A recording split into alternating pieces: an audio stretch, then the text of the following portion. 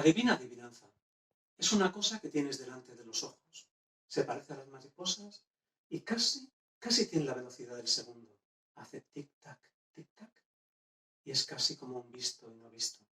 La literatura, los libros, nos muestran lo que está cerca y sin embargo no vemos. Nos ofrece una lectura mágica de la vida.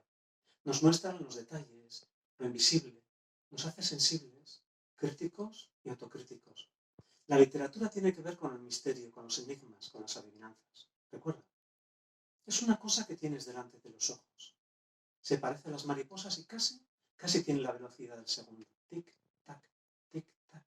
Has acertado. Son los párpados. Tan cercanos, tan desconocidos.